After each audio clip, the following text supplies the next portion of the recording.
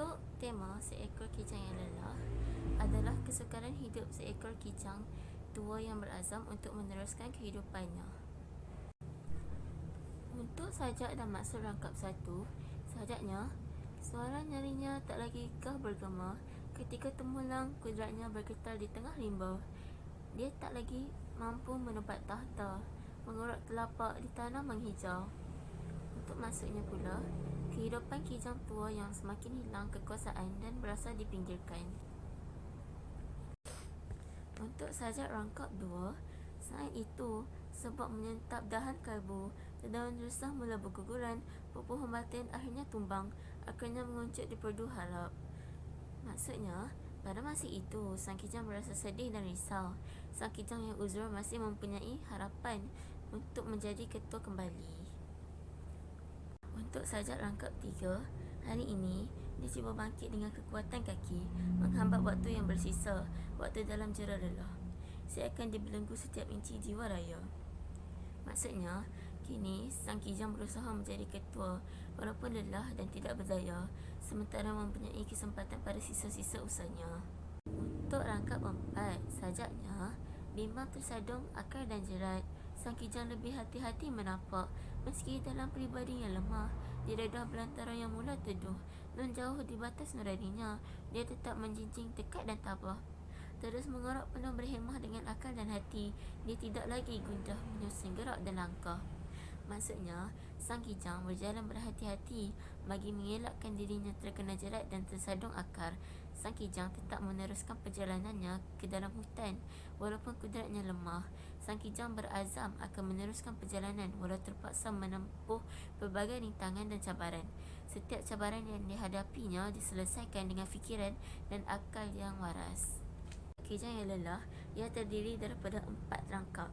Rangkap pertama mempunyai 4 baris, manakala rangkap kedua dan ketiga mempunyai 5 baris. Rangkap keempat pula mempunyai 10 baris. Bilangan katanya adalah 2 hingga 7 patah kata. Ia terdiri daripada 4 hingga 17 suku kata dan bentuknya bebas. Pengajaran yang pertama, kita mestilah tabah dalam menghadapi dugaan hidup agar diredai Allah. Yang kedua, kita haruslah berusaha untuk mengubah kehidupan supaya kita boleh bersenang-senang pada masa hadapan. Yang ketiga, kita hendaklah bertekad ketika melakukan sesuatu perkara agar usaha kita tidak sia-sia. Yang keempat, kita disarankan untuk mengamalkan sikap berhati-hati dalam melakukan sesuatu perkara agar perkara buruk yang boleh dielakkan tidak akan berlaku. Yang kelima, kita perlulah menggunakan kewarasan akal fikiran dalam membuat sebarang tindakan agar keadaan tidak akan menjadi kusar-kacir. Yang keenam, kita hendaklah reda terhadap ketentuan takdir agar disayangi Allah. Terdapat 5 nilai. Yang pertama ialah ketabahan, kedua ialah kesungguhan, ketiga ialah berdikari, keempat ialah berhemah tinggi dan kelima ialah berwaspada. Persoalan pertama, ketabahan hidup dalam menghadapi masa tua. Kedua, realiti kehidupan apabila berkekuasaan semakin hilang ketika diri menginjak usia tua. Ketiga, sikap berhati-hati dalam menjalani kehidupan seharian.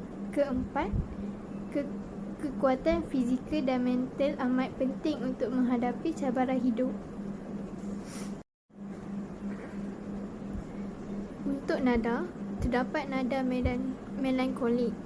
Nada melankolik bermaksud penyajak akan meluahkan rasa sedih, pilu dan hibah dalam seluruh sajak.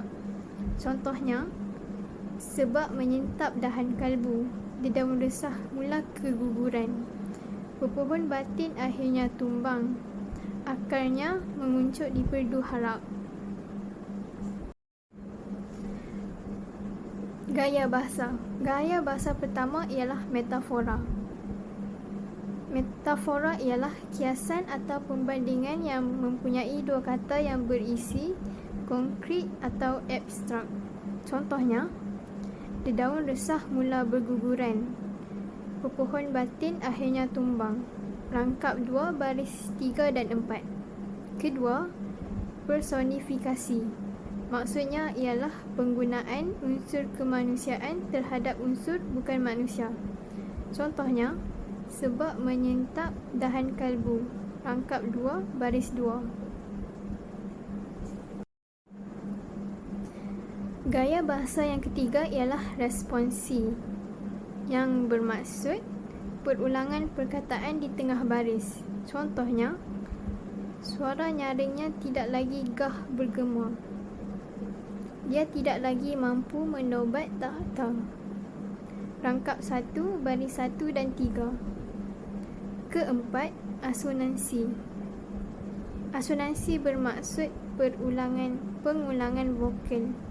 Contohnya, diredah belantara yang mula teduh. Rangkap 4 baris 4.